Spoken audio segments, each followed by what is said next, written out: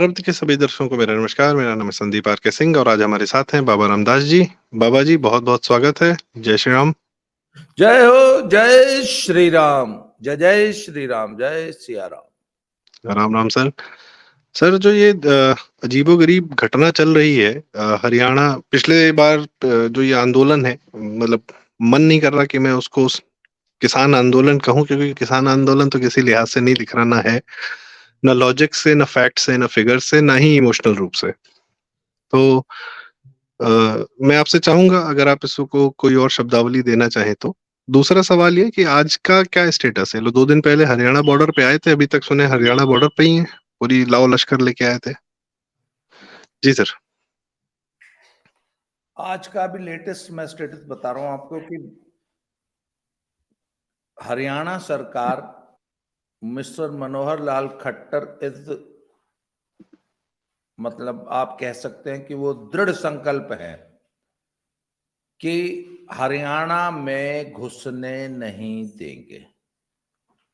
और जिस तरीके से गुरिल्ला युद्ध जैसे हालात, गुरिल्ला युद्ध की तैयारियां करके यदि आप हरियाणा में घुसेंगे और दिल्ली पे धावा बोलेंगे, दिल्ली पे कब्जा करना, दिल्ली को घेर लेना, अगर इस नियत से अगर आप घुसना चाहते हैं तो वो खट्टर साहब का एक बड़ा जायज पॉइंट है। बोला साहब दिल्ली आपको घुसने नहीं देगी तो फिर आप हरियाणा में बैठ जाते हो, और आपने मेरी हरियाणा की पूरी इकोनॉमी बर्बाद कर दी। 1.5 साल आप मेरे बॉर्डर पे बैठे रहे। तो मान साहब को उन्होंने कहा साहब अपने यहां बिठाओ ना, मेरे यहां क्यों बिठा रहे हो। तो उन्होंने बोल दिया भैया शंभू बॉर्डर और खनौरी बॉर्डर, 2 बॉर्डर है सर। मतलब दिल्ली जाने के लिए वाया, पहले तो वाया हरियाणा जाना है।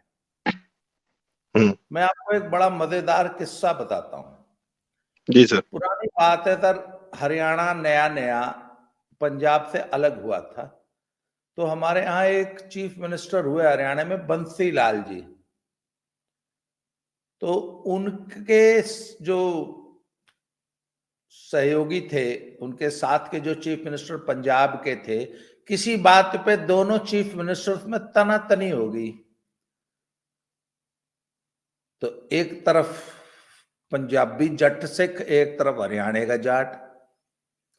तो वो पंजाबी बोला कि चौधरी साहब चंडीगढ़ में घुसने नहीं दूंगा, क्योंकि हरियाणा से चंडीगढ़ जाने के लिए वाया पंजाब जाना पड़ता है ना, रास्ता और कोई नहीं है। क्योंकि जैसे ही आप अंबाला क्रॉस करते हैं तो डेरा बस्सी जीरकपुर वाला एरिया आता है, थोड़ा सा पंजाब का, 20-30 किलोमीटर। उसके बाद चंडीगढ़ आता है। अंबाला से चंडीगढ़ की दूरी है 60 किलोमीटर। तब तो बंसीलाल खून का घूंट पी के रह गए, क्योंकि पंजाब के चीफ मिनिस्टर धमकी दी कि चंडीगढ़ में बढ़न नहीं दूंगा। वो आते ही उन्होंने अपना टीम बुला ली। ये बात है sir late 60s early 70s की, जब बंसीलाल, आप गूगल कर लेना कि बंसीलाल कब थे चीफ मिनिस्टर। तो उन्होंने अपने पीडब्ल्यूडी विभाग को बुलाया कि ऐसा रास्ता, ऐसा अलाइनमेंट निकालो कि हरियाणा से चंडीगढ़ में मैं घुस जाऊं, पंजाब को टच न करना पड़े। तो नक्शा निकाला तो बोला जी अलाइनमेंट तो यो रहा, अंबाले के पीछे पीछे नारायणगढ़ के साइड से पंचकुला को सीधी रोड निकलती है। उन्होंने बोला अच्छा जी। तो बोला यो रोड कितने दिन में बन जाएगी। बोला जी अब रोड तो भाई बजट पर डिपेंड करता है, और रोड कैसी बनानी है। चीफ इंजीनियर बोला, पीडब्ल्यूडी वाला, कि जी 1.5 साल लग जाएंगे। बोला कुछ नहीं, 6 महीने के अंदर मुझे वो रोड कंप्लीट चाहिए। और वो बड़ा बैकवर्ड सुनसान सा इलाका था, 60s, लेट 60s में, जिस इलाके से रोड निकलनी थी। मैं ये अपने दर्शकों को बड़ा मजेदार किस्सा बता रहा हूँ, ये ट्रू स्टोरी है और मनगढ़ंत कहानी नहीं है ये। तो उन्होंने बोला साहब लैंड एक्विजिशन, उस जमाने की लैंड एक्विजिशन भी ऐसी थी जिसकी मर्जी सरकार जमीन ले लेती। तो बंसीलाल ने 15 दिन के अंदर लैंड एक्विजिशन कर दिया, बोला बना दो रोड। और हरियाणा के पीडब्ल्यूडी विभाग ने सर अंबाला से के अंबाला को बाईपास करते हुए पीछे पीछे पंचकुला पहुंचा दी, और पंचकुला से चंडीगढ़ घुस गया। रोड वो 6 महीने में बन के तैयार होगी। फिर बंसीलाल उस पंजाबी चीफ मिनिस्टर के पास पहुंच गया, बोला चोई साहब सरदार जी ਅਸੀਂ ਤਾਂ ਹੁਣ ਬਗੈਰ ਪੰਜਾਬ ਚ ਵੜੇ ਚੰਡੀਗੜ੍ਹ ਆ ਜਾਵਾਂਗੇ, ਹੁਣ ਤੁਸੀਂ ਇਹ ਦੱਸੋ ਤੁਸੀਂ ਦਿੱਲੀ ਕਿੱਦਾਂ ਜਾਣਾ? ਦਿੱਲੀ ਨਹੀਂ ਵੜਨ दूंगा। सर ये ट्रू स्टोरी है। तो सर आज मुझे उन्हें बैठे बैठे वो किस्सा याद आ गया कि अगर पंजाबी को दिल्ली जाना है तो वो बगैर हरियाणा में घुसे दिल्ली जा नहीं सकता, या तो फिर बाई एयर जाएगा। सर वो चीज आज फलीभूत हो रही है। 2 बॉर्डर हैं, अंबाले का के पास का शंभू बॉर्डर और उधर से आपका खनौरी बॉर्डर है। पटियाला में एक खनौरी जगह पड़ती है, वहां से फिर वो कैथल जींद होते हुए दिल्ली जाता है। तो this is the story. Khanauri और शंभू बॉर्डर पे हरियाणा पुलिस ने रोक रखा है। उन्होंने कहा कि आइए आपका स्वागत है, आंदोलनकारियों का भी स्वागत है, पर गुरिल्ला युद्ध लड़ने के लिए मत आइए। ये 6 महीने का राशन लेके और जेसीबी और हाइड्रा और मॉडिफाइड ट्रॉलियां और मतलब युद्ध लड़ने आ रहे हो? किससे युद्ध लड़ना चाहते हो? अपनी सरकार से। और फिर दिल्ली आ क्यों रहे हो? वो सरकार तो खुद ही 3-3 मिनिस्टर आके चंडीगढ़ बैठे हुए हैं, 3-3 मिनिस्टर लगातार मीटिंग्स कर रहे हैं। पर सर इनका किसान आंदोलन पहला वाला जो था उसमें भी था कि ना कहते आइए कानून में, कृषि कानूनों में जो दिक्कतें हैं हम उनको बैठ के डिस्कस कर लेते हैं, अमेंडमेंट्स कर लेते हैं। बोला ना वापस लो, हमने बात ही नहीं करनी, वापस लो, काले कानून है वापस लो। अमेंडमेंट तो कभी बात हुई नहीं। आज भी एक सरकार अपने 3 मिनिस्टर्स को आपके पास भेज रही है, पर आपको ना हमें तो दिल्ली घेरनी है। पता नहीं कितनी 17 बार या 27 बार दिल्ली फतह कर ली है, 28वीं बार फिर फतह करनी है। जी सर मैं थोड़ा ऐतिहासिक रूप से भी देख रहा था, जो आपने बताया कि हमारे जाट भाई लोगों ने आज इन्हें रोक दिया है। देखा जाए तो ये भारतीयता तो इन लोगों में नहीं है, ये भारत के हैं, नागरिक हैं, ठीक है, बिल्कुल है, पर इनमें भारतीयता बिल्कुल नहीं है सर, ठीक है। और और ये अपने आप को ना भारत का मानते हैं, बकायदा इन लोग के कन्वर्सेशन आ रहे हैं पाकिस्तान से जुड़ जाएंगे जी, ऐसा कर लेंगे वैसा कर लेंगे, और हमें तो हमें छोड़ दो, पंजाब छोड़ दो। न देश की चिंता है कि उस पे आर्थिक दिक्कत क्या आएगी, न देश की जनता की चिंता है जिसके आसपास रहते हैं कि हमारे इस कर्म से आसपास की जनता पे क्या असर पड़ेगा।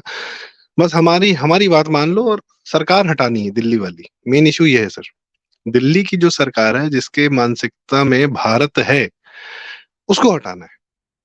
अब ऐतिहासिक रूप से देखें सर, तो ऐसे ही तो हमले हो रहे थे, उधर ही से आ रहे थे लोग।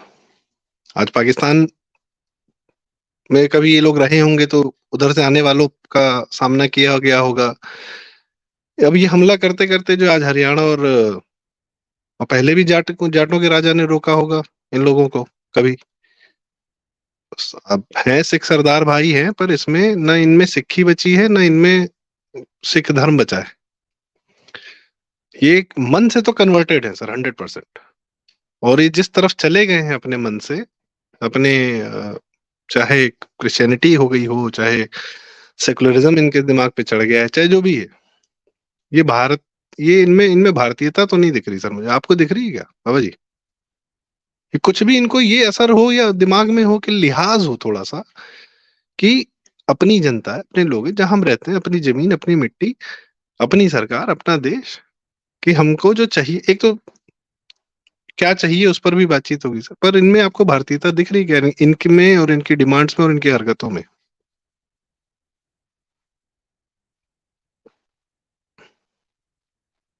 आपकी आवाज नहीं आ रही, आपकी आवाज नहीं आ रही, म्यूट। इनका जो डिमांड्स का जो चार्टर है ना सर, वो मैंने बड़ी गहराई से स्टडी किया है कल की, बल्कि मैंने तो कल अपने चैनल पे कल इसी टाइम पे बैठ के रात को 9 बजे के आसपास ही एक पूरी लंबी 30 मिनट की वीडियो बनाई है। कल इनका एक ग्रामीण भारत बंद, ग्रामीण, आज इनका 4 घंटे का रेल रोको चक्का जाम था आज, कल इनका भारत बंद है। तो वो भारत बंद का एक पर्चा आया हुआ था और उसको मैं स्टडी कर रहा था। सर, उसकी जितनी डिमांड्स हैं वो सारी देश को वेनेजुएला बनाने वाली है, सारी 100% इम्प्रैक्टिकल। मतलब सभी किसानों को 10,000 रुपए की वृद्धावस्था पेंशन दो, देश के सभी किसानों को। सभी किसानों को, कोई कहता है 365 दिन, कोई कहता है 200 दिन, 700 रुपए मनरेगा दो अपने खेत में काम करने के लिए। कोई इनसे पूछे कि किसी खेत में 700 दिन परिवार के 5 आदमी की मैन आवर्स की, भाई काम भी तो होना चाहिए। आप अपने खेत में 365 दिन आपके परिवार के 5 आदमी, कितने मैन आवर दोगे? 8 घंटे का एक दिन होता है मैन आवर, जो वर्किंग डे माना जाता है जिससे। इतने मैन आवर्स का खेत में काम भी तो चाहिए। आज के मैकेनाइज्ड युग में सर कितने मैन आवर्स एक किसान अपने खेत में काम करता है, ये भी तो कैलकुलेट करने वाली बात है कि नहीं है? आप बताइए। बिल्कुल सही है, हैं? क्यों? बात सही है। तो वो कहते हैं कि नहीं, 700 रुपया पर डे मनरेगा की मजदूरी किसान को दो। फिर वो पूरे हमको जो है सबको सरकारी रोजगार को जो है मौलिक अधिकार बनाओ, सबको सरकारी नौकरी दो, सबको ओल्ड पेंशन स्कीम दो, और वो दुनिया भर की डिमांड्स हैं। सर, ऐसी डिमांड्स जो कि पूरी करने लायक नहीं है। देश की क्या, दुनिया की कोई भी सरकार, वेनेजुएला ने दी थी वो तारीख वही। अच्छा, वो सारी डिमांड्स अगर आप वेनेजुएला का इतिहास देखें तो वेनेजुएला की सरकार ने वो तमाम बेनिफिट्स अपनी प्रजा को दिए थे। 5 साल में देश का क्या हालत हो गया आप जानते हैं। तो कल का जो वीडियो बनाया मैंने, तो उसमें बकायदा मैंने कहा भाई मैं भी किसान हूं, मेरा 3 एकड़ खेत है महापुर गांव में, इसलिए मैं भी इस आंदोलन में शामिल होता हूं। मेरी एक नई डिमांड है कि देश का नाम बदल के वेनेजुएला करो। सर, डिमांड एक भी ऐसी, सर डिमांड मनवाने के लिए ये आंदोलन है ही नहीं है। ये भारत की सरकार के साथ गुरिल्ला युद्ध लड़ने के लिए आंदोलन है। एक भी डिमांड ऐसी नहीं है जो कि पूरी की जा सके। अच्छा, कहते हैं किसान की प्रत्येक फसल पे एमएसपी की गारंटी दो। अब तक मैंने कुछ समझदार किसानों से बात की तो उन्होंने कहा कि नहीं, देश की फूड सिक्योरिटी के लिए कुछ फसलें बहुत जरूरी है। एकदम जायज बात है ना भाई। अगर गोभी नहीं होगी, देश, किसी राष्ट्र में 1 साल अगर गोभी नहीं होगी, प्याज नहीं होगी, तो देश भूखा नहीं मरेगा। टमाटर नहीं होगा तो भूखमरी, अकाल, फैमिन, वो पूरा बंगाल वाला अकाल जिसमें लाखों लोग मर जाते थे, ऐसा नहीं होगा। परंतु अगर गेहूं चावल नहीं होगा तो वाकई देश में फैमिन हो जाएगा भाई, अकाल पड़ जाएगा भाई। किसी देश में गुड़ और चीनी ना हो, गन्ना ना हो, तो राष्ट्र की जनता का सफाया नहीं हो जाएगा भुखमरी से। परंतु अगर गेहूं चावल खत्म हो गया, अगर मैं तो कहता हूं सिर्फ गेहूं और चावल हो जाए इस देश में, अरे भैया बाकी नमक तो होगा ना, क्यों? जी। नमक तो समुद्र से जा जितना बना लो। अरे भैया, नमक में भात मिला के, रोटी के नमक के साथ खा के देश संकट के समय में 2-4 साल जिंदा रह जाएगा, क्यों? तो सर। एमएसपी की गारंटी जरूरी है, मान लिया हमने, पर कुछ चुनिंदा फसलों पे उन पे सरकार ऑलरेडी दे रही है। अच्छा, आपको एक बड़ी मजेदार बात बताऊं, पंजाब के जो ये किसान आंदोलन कर रहे हैं सो कॉल्ड, आपको 1 एकड़ में पंजाब के किसान की टोटल रिटर्न और उसमें नेट प्रॉफिट कितना है इसका अंदाजा है? संदीप भाई, आपसे मैं एक सवाल पूछ रहा हूं, 1 एकड़ की खेती में किसान का टोटल कितनी की उपज होती है, उसमें कॉस्ट और प्रोडक्शन निकाल के क्या प्रॉफिट आता है, इसका कोई आइडिया आपको है? एक साल में जो बेसिक अंदाजा है, वैसे तो मुझे साइकिल 12 मंथ का ना, हाँ। शायद 1 लाख रुपए का प्रॉफिट है गेहूं की फसल पे, शायद। बाकी आप बेहतर जानते सर। मैं सर, आज मेरे पास एक किसान बैठे थे पंजाब के, उनकी छोटी मोटी नहीं, लगभग 500-700 एकड़ की खेती है टोटल। उनका जॉइंट फैमिली है, उनके पिताजी 5 भाई हैं, सर उनकी लगभग 500 एकड़ की खेती है। वो मुझे बता रहे थे कि इस बार चूंकि मक्की का रेट बहुत अच्छा है, 2200-2100 की मक्की बिकी है, और इस बार 1 एकड़ में 80-80 हजार रुपए का तो किसान ने धान बेचा है। आलू भी इस बार पंजाब का, इस बार का रेट 11 रुपए। आलू हर बार फ्लक्चुएट करता है, कभी 500-600 रह जाता है, कभी 1100-1200, 1400 तक भी, 1400 तो नहीं पर 10, 11, 12 आम चला जाता है। इस बार आलू भी 11 रुपए बिका है किसान का। इस बार किन्नू की क्रॉप बहुत बम्पर क्रॉप आई है, इसलिए किन्नू का रेट थोड़ा सा कम है, मतलब पिछले साल की तुलना में। क्योंकि जब भी बम्पर क्रॉप हुई, तो भाई आप लखनऊ में रहते हैं, जब आम की बम्पर क्रॉप आती है तो रेट निश्चित रूप से कम हो जाता है, भाई क्रॉप भी तो बम्पर है ना।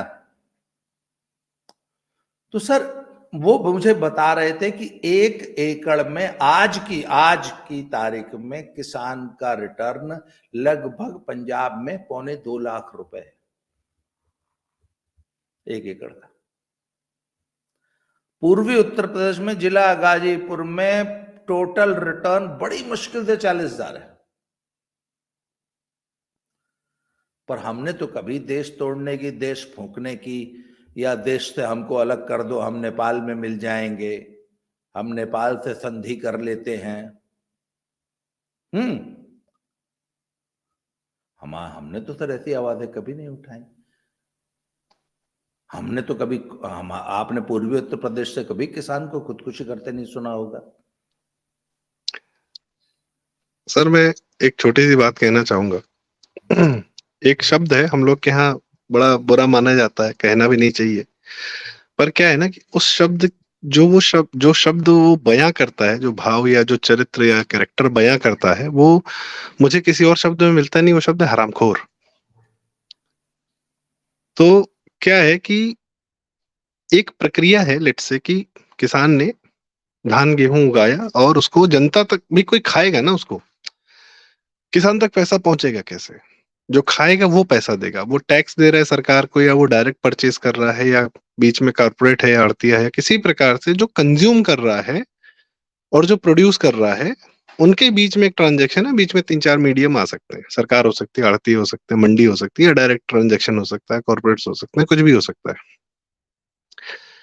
एक प्रक्रिया तो ये होगी कि बीच में जितने मिडिलमैन कटेंगे, भाई अगर मैंने गेहूं उगाया अपने खेत में, या आपने उगाया, मैंने आपसे खरीद लिया डायरेक्ट डायरेक्ट, मैंने अपने घर में कंज्यूम कर लिया, हैप्पी, मैक्सिमम बेनिफिट आपको मिलेगा, मैक्सिमम बेनिफिट मुझे मिलेगा, आपको अच्छा रेट मिलेगा, मुझे अच्छे रेट्स पे मिल जाएगा। पर बीच में जितने लोग जुड़ते चले जाएंगे, वो कॉस्टिंग वगैरह बढ़ती जाएगी। ठीक है, यही काम प्रोडक्टिव तरीके से हो सकता है, गेहूं धान उगाने का प्रोडक्टिव प्रोडक्शन और कंजम्पशन। पर यही काम पैरासाइटिक तरीके से करना है कि हमको किसी पे बोझ बन जाना है। हमारी क्वालिटी क्या है, हम जो पैदा कर रहे हैं वो खाने वाला भी थूक रहा है कि खा रहा है, खा पाएगा कि नहीं खा पाएगा, कैंसर युक्त है कि पेस्टिसाइड युक्त है, हम क्या दे रहे हैं कि नहीं दे रहे हैं, क्या मतलब किस हद तक का खराब उगा रहे हैं, उससे उगाने वाले का कोई मतलब नहीं। क्यों? क्योंकि सरकार खरीदेगी उसको, और सरकार को खरीदना पड़ेगा, पैसा चाहे जहां से लाए। और सरकार पैसा कहाँ से लाएगी? कोई फैक्ट्री थोड़ी है। वेनेजुएला में क्या हुआ था बेसिकली, सरकार पैसे छाप छाप के बांटना शुरू कर दिया, महंगाई बढ़ गई। 10-10 लाख का जो वहां की जो करेंसी थी, उसमें एक एक ब्रेड मिल रहा था उन लोग को, अंडा, एक एक अंडा, दो दो अंडा, एक दूध मिल रहा था। 10-10 लाख रुपए, मतलब रुपए तो नहीं, वहां की जो करेंसी थी। और बाद में तो और भी भीषण हालात हो गए कि वहां पे महिलाओं को भागना पड़ा, मतलब विशुद्ध पैरासाइटिक, पूरा समाज पैरासाइटिक हो गया था। इन लोगों के वजह से ये जो अच्छा खासा प्रोडक्टिव काम है, अनाज उगाना और अनाज देना या अनाज कंज्यूम करना, ये पैरासाइटिक मोड में जा रहा है। और एक मेन बात सर कि सरकार, आपने कहा कि ठीक है, कुछ चीजों को सरकार को खरीदना चाहिए, तो सरकार खेतों इनसे कॉन्ट्रैक्ट कर लेगी, हमें इतनी ही क्वांटिटी चाहिए, इतना ही उगाओ। फूड सिक्योरिटी के लिए गवर्नमेंट के पास पूरा डेटा है, वो इतने सारे साल का डेटा है कि कितनी पॉपुलेशन है, क्या कंजम्पशन है। और खाली पंजाब ही क्यों उगाएगा सर? मैं तो आज तक ये नहीं समझ पा रहा। मैं बाराबंकी में पीछे सब्जियों की, मेंथॉल की और गेहूं की, धान की कौन सी फसल नहीं होती? और ये धान क्यों उगाते हैं पंजाब वाले? इनकी तो मिट्टी सपोर्ट नहीं करती, क्लाइमेट सपोर्ट नहीं करता, पानी है नहीं, कहाँ क्यों उगा रहे हो धान? तुम मत उगाओ भाई, ये पूर्वी बेल्ट पूरी उगा लेगी उड़ीसा तक। अरे मन बढ़ाई क्या है सर, बेहयाई है क्या है? मतलब मैं संभाल नहीं पा रहा हूँ, कुछ सब मेरे मुंह से निकल जाएंगे। मैं माइक ऑफ कर लेता हूँ। सर देखिए, जहां तक तो धान की खेती का है, जी। धान धान कभी भी पंजाब और हरियाणा की क्रॉप नहीं रही, कभी भी नहीं रही। पिछले लगभग 40 सालों से, जबकि पहले तो भाखड़ा जब बांध बना और उसकी नहरें आई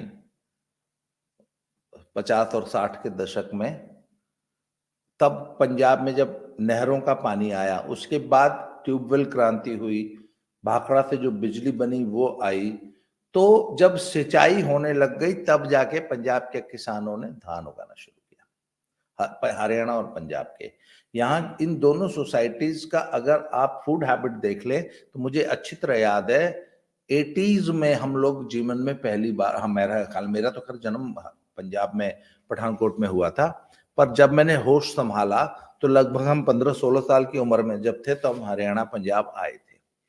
तो 1982, 83, 84 में पंजाब और हरियाणा के ग्रामीण इलाकों में लोग चावल उगाते तो बहुत थे, पर उन ऐसे भी लोग थे जिन्होंने जिंदगी में कभी राइस को मुंह में डाल के नहीं देखा था, खाते नहीं थे बिल्कुल।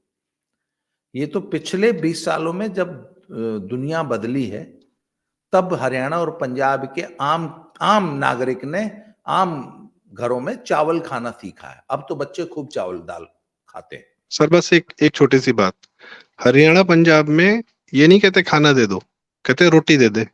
हाँ, ये बोलचा, खाना तो मतलब रोटी मतलब खाना, खाना मतलब रोटी। जी।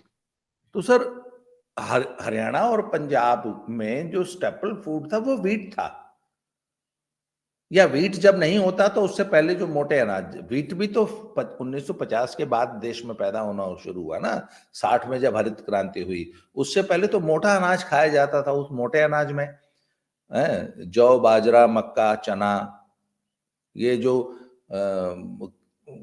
बरसात वर्षा आधारित जितनी कृषि थी उसमें जो मोटा अनाज होता था, तो गेहूं और चावल, धान, ये तो 60s, लेट 60s और 70s, 80s, 90s की हरित क्रांति का नतीजा है। तो इसीलिए पंजाब और हरियाणा के फूड में आज भी रोटी की प्रमुखता है। चावल जो है हिमाचल के लोग खाते हैं, J&K खाता है, क्योंकि वहां पे चावल पारंपरिक रूप से पैदा होता था। राजस्थान नहीं खाता, ये जहां पर भी सूखी कंडीशंस है वहां चावल नहीं होता। पश्चिमी उत्तर प्रदेश गुड। भी ज्यादा चावल नहीं खाता, पूर्वी उत्तर सर प्रदेश बिना चावल के रह नहीं सकता। सही। बिहार, बंगाल, उड़ीसा, असम, तमिलनाडु और ये जितने कोस्टल बेल्ट है जहां पे, अच्छा, बंगाल में चावल की 3 फसल ली जाती है, वहां के लोग गेहूं नहीं जानते, दक्षिण के लोग गेहूं नहीं जानते, वहां के लोग रोटी जानते ही नहीं होती क्या है। तो सर ये इस चीज को पंजाबियों ने, जब उनको, उनके लिए धान एक कैश क्रॉप है, चाहे पूरा पंजाब और पूरा हरियाणा डेजर्ट बन जाए, रेगिस्तान बन जाए, जमीन का पाताल से पानी फोड़ के निकाल लेंगे, पर धान की खेती करेंगे। 1 इंच बरसात नहीं होगी तब भी धान की खेती करेंगे, ट्यूबवेल के बल पे, बिजली के बल पे धान की खेती करेंगे। लोकगीतों में खूब सुनाई देता है कि पानी हो गए डूंगे झोना लाना ही छड़ देना। पानी जो है पाताल में पहुंच गया है, वाटर लेवल डाउन हो गया, वाटर टेबल पंजाब का अलार्मिंग स्थिति में पहुंच गया है, परंतु धान की खेती, धान की बम्पर क्रॉप हो रही है, अभी भी खूब हो रही है। वही पराली जलाते हैं ये लोग, उसी धान का जो बचता है, पुआल, पराली, और उसमें भी मन बढ़ाई है। ये नहीं कि धान बेच के एक बार शांति से चैन से बैठ जाए, पैसा मिला चलो नॉर्मल हो जाए। फिर हमको पराली जलानी। एक एक हरकत दिख रही है कि आपके मन में भारतीयता नहीं है।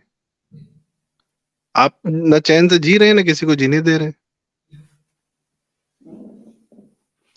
ये कहाँ से आया सर पागलपन? ये किस बात का पागलपन? बाहर से फंडेड है क्या है? मतलब इस आंदोलन का तो ये तो पूरी तरह से राजनीति, ये खेती किसानी की समस्याओं को हल करने के लिए ये आंदोलन नहीं है, ये तो कौन पूरी सी तरीके। किसकी राजनीति है सर इसके पीछे? ये इसका आप मुझे जवाब दीजिए, किसकी राजनीति है इसके पीछे?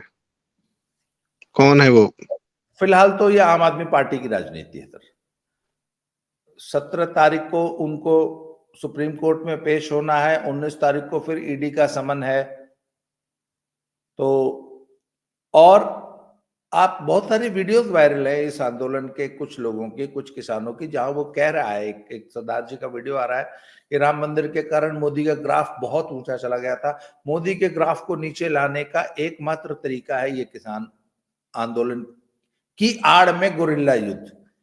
इनकी मॉडस ऑपरेंडी, इनकी स्ट्रेटेजी क्या है कि सरकार को इतना मजबूर कर दो कि सरकार बल प्रयोग, लाठी चार्ज, यहां तक कि गोली चलाने पर मजबूर हो जाए। सरकार को इतना परेशान कर दो कि सरकार बल प्रयोग करे, और जब बल प्रयोग करे तो फिर विक्टिम प्ले करो। अच्छा भाई देखिए, बात यह है कि पंजाब साइड में सारा उत्पात हो रहा है, हरियाणा पुलिस बॉर्डर पे बैठी है, बोला हम हरियाणा में तो आने नहीं देंगे। तो भैया पंजाब सरकार अपने नागरिकों को, अपने किसानों को, उनके अनरूली बिहेवियर को रेगुलेट तो कर सकती है ना, पर नहीं, वहां से तो शय दी जा रही है, ऐसे नहीं ऐसे करो, ऐसे नहीं ऐसे जाओ, ऐसे नहीं इधर से जाओ। खट्टर साहब का आज बयान आया, उन्होंने प्रेस कॉन्फ्रेंस की है, उन्होंने कहा है कि आपको सरकार से, आपको दिल्ली में प्रदर्शन करना, आइए, यू आर मोस्ट वेलकम, बसों से आइए, ट्रेनों से आइए, आइए। पर वो कहता है कि tractor trolley is an agricultural implement, tractor is an agricultural implement, वो आपको खेतों में चलाने के लिए है, दिल्ली घेरने के लिए नहीं है, वो भारत सरकार से गुरिल्ला युद्ध लड़ने के लिए नहीं है। उसको मॉडिफाई करके आप उसको लड़ाई का इक्विपमेंट बना देंगे, आर्मर्ड व्हीकल नहीं बनाने के लिए भारत सरकार ने आपको ट्रैक्टर नहीं दिया है। तो बोला कि आप, इसलिए मैं ट्रैक्टर नहीं घुसने दूंगा, ट्रैक्टर रोड पे चलाने की चीज ही नहीं, उन्होंने स्पष्ट कहा है, ट्रैक्टर खेत में चलाइए। ट्रैक्टर के पीछे लिखा होता है कृषि कार्य है, तो उसका जब रजिस्ट्रेशन होता है ट्रैक्टर को और ट्रॉली का, तो it is an agricultural implement. Sir ये तो बसों से अगर आएंगे तो ये बसों को, ये तो बसें लगा देंगे बॉर्डर पे। ये कोई कम थोड़ी है, इनको आइडिया अगर मिल गया तो कहेंगे ओहो अब तो हम बसों से आएंगे। उद्देश्य जनता को परेशान करना है। अच्छा एक चीज, जनता में इनके प्रति कोई सहानुभूति नहीं है, ये ध्यान रखिए। खुद किसान, जो असली किसान है, वो जानता है कि ये किसान के नाम पर देश में अराजकता फैलाने का एक आंदोलन है, किसान के नाम पे, जिसका खेती किसानी थे और कृषि की इनकी एक भी मांग जायज मांग नहीं है, एक भी। आप बता दीजिए सर अभी आपने नहीं तो केजरीवाल की के जब से वो आए हैं तब से आज तक कोई जायज या लॉजिकल काम नहीं किए हैं, वो सब नाजायज ही चल रहा है उनका। मुझे याद आया सर, ये तो दिसंबर में 12 दिन के लिए पंजाब में था, विपස්සना कर रहा था केजरीवाल, वहीं से प्लानिंग बना के निकला है क्या? नहीं सर, प्लानिंग तो उससे पहले बन चुकी थी। प्लानिंग इनकी, भाई इनको एक चीज पता है, they have been watching the graph of Modi government and Modi and BJP ना। इनको तो पता था, इनको भी तो टाइम टेबल पता था ना कि 22 जनवरी को राम मंदिर का उद्घाटन होगा और राम मंदिर का क्या जबरदस्त माहौल बनेगा पूरे देश में। उसमें क्या हुआ सर कि पंजाब की जो हिंदू वोटर है ना, हिंदू जनता है, वो मोबिलाइज हुई है राम मंदिर के नाम पे, और पंजाब की हिंदू जनता में मोदी की ओर झुकाव पैदा हुआ है, हिंदू वोटर बीजेपी की तरफ शिफ्ट हुआ है। ये एक बहुत, और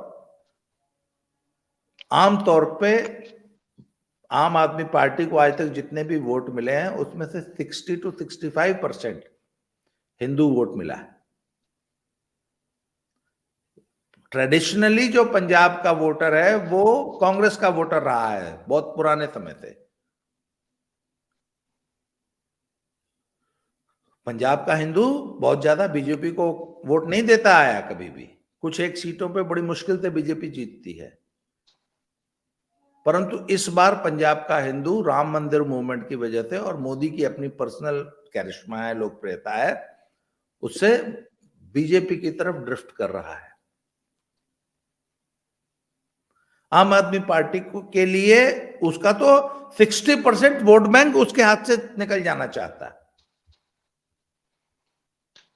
हाँ तो सही है, होना भी चाहिए, इनके साथ तो यही नीतीश होना चाहिए। और सर खट्टर ये खट्टर साहब ने क्या किया कि जो एनआरकी पहले 1.5 साल हरियाणा में हुई ना सर, सोनीपत की पूरी इकोनॉमी बर्बाद होगी सर, बहादुरगढ़ की पूरी बहादुरगढ़ की हो गई थी सर। बहादुरगढ़ की, उधर गुड़गांव की पूरी इकोनॉमी बर्बाद कर दी इन लोगों ने सर। 1.5 साल तक बेचारे वहां के किसान जो कि दूध पैदा करते हैं, सब्जी पैदा करते हैं, वहां से लाखों लोग दिल्ली जॉब्स करने आते हैं, नौकरियां करने आते हैं। लाखों लोग दिल्ली से हरियाणा के इन जिलों में आते हैं क्योंकि ये बड़ा हेवीली इंडस्ट्रियलाइज्ड एरिया है हरियाणा का। इतना बहादुरगढ़ तो ज्यादा मैंने पर्सनली देखा था सर। एमएसएमईज का गढ़ है सर। हाँ सोनीपत, रोहतक, झज्जर एमएसएमई का गढ़ है। तो सर अच्छा, उसके बाद आपने ध्यान दिया होगा कि वो मुरथल में कितने हजारों ढाबे बने हुए हैं रोड के किनारे। सर वो 1.5 साल बेचारों की बोनी नहीं हुई। जहां पे ये ढाबा है सर, वहां पे एक रसोई गांव है, रसोई, वहां पे रसोई ढाबा था एक। 1.5 साल वहां ताला लगा रहा। अरे ये सब खुद ही लूट के ले जाते होंगे, ये सब कम थोड़ी ही रहे होंगे। इन्होंने कितनी अराजकता की होगी पर्सनल लेवल पे।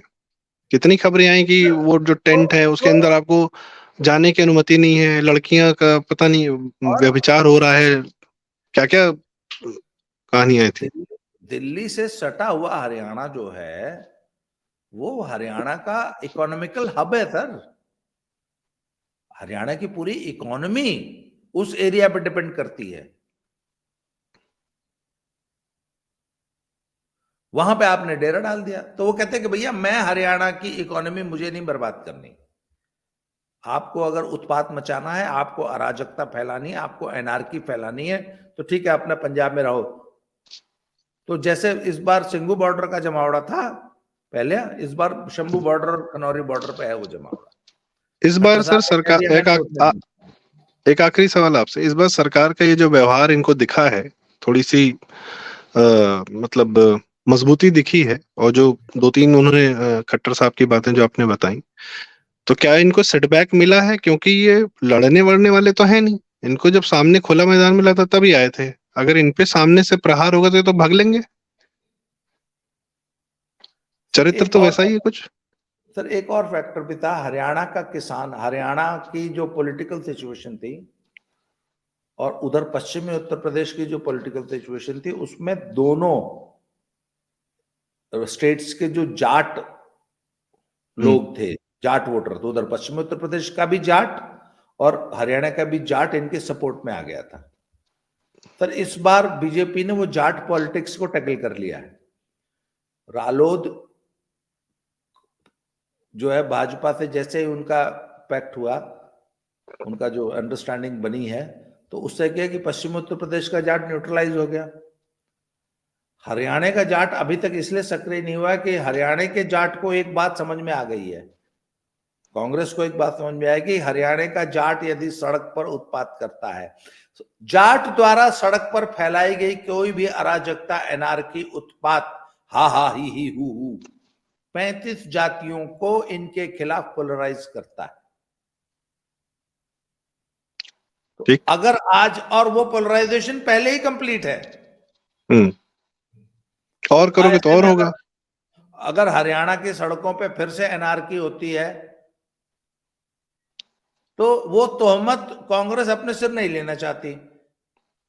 चुनाव के ठीक समय अगर हरियाणा का जाट उतर के इनके साथ शामिल हो जाए और फिर तो वही सारा सीन क्रिएट हो चुनाव से पहले, तो हरियाणा की जो 35 जात वाली जो पॉलिटिक्स है ना, पोलराइजेशन की जो पॉलिटिक्स है, वो भयंकर पोलराइजेशन हो जाएगा।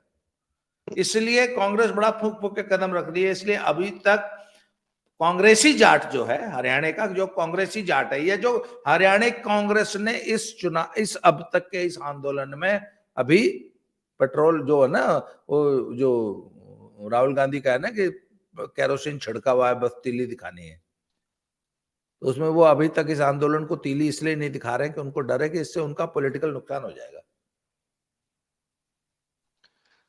ठीक है सर, मेरे ख्याल से आज तक का हमारा ये अपडेट है, और आगे कल जो होगा, और अभी तक तो सरकार का व्यवहार ठीक लग रहा है कि भाई शांति से दबाव बना के रखा हुआ है, ना बहुत ज्यादा इनको विक्टिम कार्ड खेलने की नौबत दी जा रही, ना दिल्ली की तरफ आने की दी जा रही है।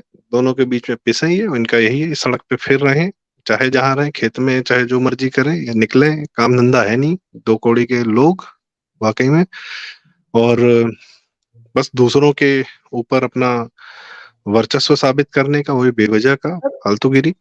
मुझे सबसे बड़ी एक दिक्कत है कि जो सचमुच बेचारा असली किसान है, जो सचमुच का किसान है, वो ये गंदी घटिया राजनीति सड़क वाली नहीं करना चाहता। सर, तो बहुत सारे किसान यूनियन है ना जो इनके साथ नहीं है, तो कम से कम इनके विरोध में तो आए कि तुम हटो यार, तुम लोग गलत कर रहे हो। इस बार ये है कि पुराने किसान आगू नहीं आ रहे हैं, इस बार नए नए लौंडे जो है वो नए नेता बन मैं कह रहा रहे हैं। इनके साथ नहीं आ रहे, तो इनके विरोध में तो आए, इनको तो नहीं, पूरी खुली छूट।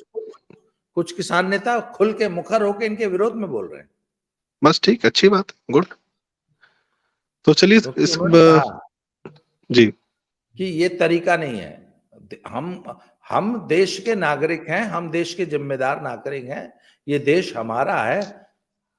ठीक है, बातचीत होनी चाहिए, किसानों की कुछ समस्याएं बहुत जायज हैं, परंतु देश में अराजकता फैलाना आपका उद्देश्य नहीं होना चाहिए। सर, ये लोग भी किस मुंह से बोल रहे हैं? पिछली बार तो ये जो 3 कानून आए थे, जितने बेहतर किसानों को, किसानी व्यवस्था को बहुत लोगों के चंगुल से निकालने का प्रयास किया जा रहा था, उसके खिलाफ में थे, और पिछली बार की अराजकता भी इन्हीं लोगों ने फैलाई थी। तो ये किस मुंह से अब बोल रहे हैं कि नहीं नहीं, इस बार वाला गलत है, हमारा वाला ठीक था? जो असली किसान है ना, वो आज भी कहता है कि नहीं, वो कृषि कानून बहुत अच्छे थे। अगर वो कृषि कानून लागू हो गए होते तो आज, अब तक 1 साल में तो किसानों की हालत बहुत बेहतर हो गई होती। पर जो असली किसान था वो बेचारा खेत में काम कर रहा था, और इन्होंने अपनी नेतागिरी के चक्कर में वो तीनों कानून रद्द करवा दिए। ये प्योर पॉलिटिक्स है, और ये केजरीवाल की पॉलिटिक्स है, ये भगवंत मान की पॉलिटिक्स है, और ये भगवंत मान की पॉलिटिक्स है। और भगवंत मान साहब पंजाब को दूसरा बिहार बना के मानेंगे। हाँ, जो अराजकता आज पंजाब में है उसकी मिसाल पूरे देश में कहीं नहीं है। आई एम सॉरी टू से कि आज पंजाब भारत का सबसे अराजक राज्य बन चुका है। बहुत तेजी से नीचे जा रहा है, हर पैरामीटर में पंजाब नीचे जा रहा है।